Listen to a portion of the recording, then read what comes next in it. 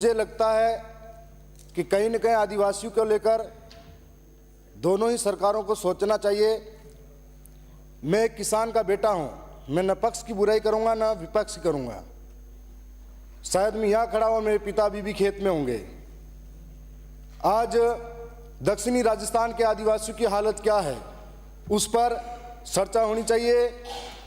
जहाँ के किसान जो अन्न उगा के मेहनत के पसीने से अन्न उगाकर पूरे देश का पेट भरते हैं, वही किसान खाद बीज के लिए 4-4 दिन तक लाइनों में लगते हैं और रोते हैं, गिरते हैं, पड़ते हैं। उन किसानों के साथ में खाद बीज के लिए सबसे बड़ा कालाबाजारी होती है। उसके लिए कभी कोई आगे चलकर ये आवाज नहीं उठाते। साथ ही अभी बिजली आंख मिचौली का खेल खेल रही है। मोटर चालू करके किसान खेत के अंतिम छोर पर जाता है और मोटर बंद हो जाती है, बिजली चली जाती है, कभी आती है कभी जाती है और कोई निश्चित समय नहीं है। उसके लिए लोड सेटिंग के नाम पर जो बिजली कटौती की जा रही है उसका ना तो प्रचारण वाले अधिकारी और ना ही वितरण वाले अधिकारी संतोष पर जवाब दे पाते हैं। जो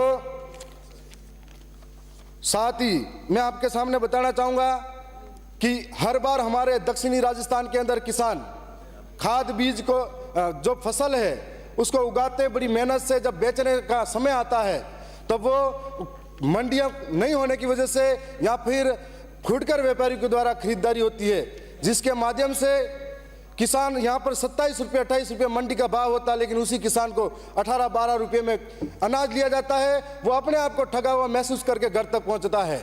मैं दूसरी और बात कहना चाहूँगा कि ये जो पूरे 5 साल के अंदर पेपर लीक और पेपर रद्द, ये शब्द सबसे ज्यादा अगर किसी को दर्द हुआ होगा मेरे जैसे नौजवान ने झेला होगा, दक्षिणी राजस्थान के नौजवान ने झेला होगा।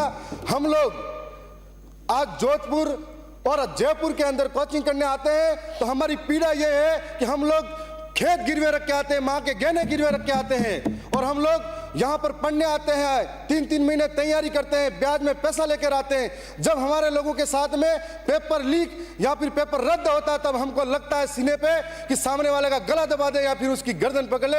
ऐसे लोगों के लिए फांसी का प्रावधान होना चाहिए। हमारे लोगों के आज भी खेत गिरवे पड़े हुए हैं।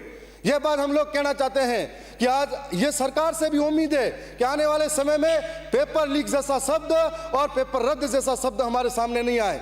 मैं दक्षिणी राजस्थान के उस इलाके से आता हूं जहां पर विद्यालय तो हैं लेकिन स्टाफ की कमी है, बच्चे पढ़ाने वाला कोई नहीं है।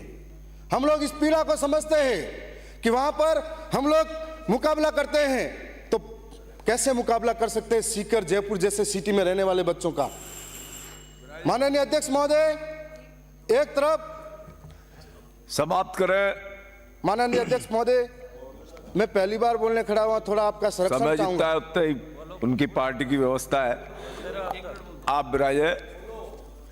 माननीय अध्यक्ष महोदय, हमारे वहां पर विद्यालयों की ऐसी हालत है कि एक तरफ वहां पर कॉलेज खुली हुई है तो 70-80 सीटें हैं और हर साल 8 से 10 हजार 12वीं पास कर से विद्यार्थी जाते हैं। उनके लिए कोई कॉलेज की व्यवस्था नहीं है। स्कूलों के अंदर 80% व्याख्याता के पद खाली पड़े हुए हैं और इस बार सरकार से ये चाहूंगा कि बैकलॉग भर्ती के माध्यम से या जिसने BA BEd MA कर रखी है उनको यहाँ पर लगाए ताकि बच्चे पढ़ सके, नौजवान पढ़ सके और आदिवासी इलाकों में ये उनको फायदा मिल सके। साथ ही एक बात और कहना चाहूंगा कि स्कूल के अंदर दूध वितरण किया जाता है, उस दूध वितरण जो पाउडर का होता है उसकी जगह पे फल फ्रूट वितरण किया जाए ताकि बच्चे खाकर हष्ट-पुष्ट हो सके। और आप सबने मुझे टाइम दिया, मैं उसके लिए आपका धन्यवाद करता हूं। मैं एक और पीड़ा है जो पूरे राजस्थान के नौजवानों की है कि भर्ती के अंदर 40% का जो क्राइटेरिया लगा रखा है। मैं भी BA BEd और MA करके अभी यहां तक पहुंचा हूं। 40% लगा रखा है। हमारे दक्षिणी राजस्थान के अंदर मूलभूत सुविधाओं का अभाव है, उसके बाद हम कंपटीशन करते हैं, कई बार रह जाते हैं।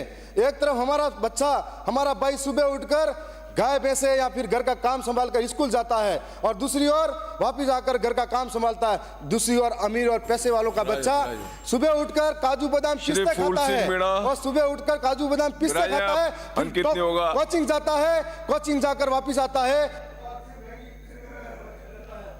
उससे मुकाबला नहीं होगा। धन्यवाद स्पीकर महोदय। श्री छगन सिंह राजपुरोहित। धन्यवाद सभापति महोदय। कि आप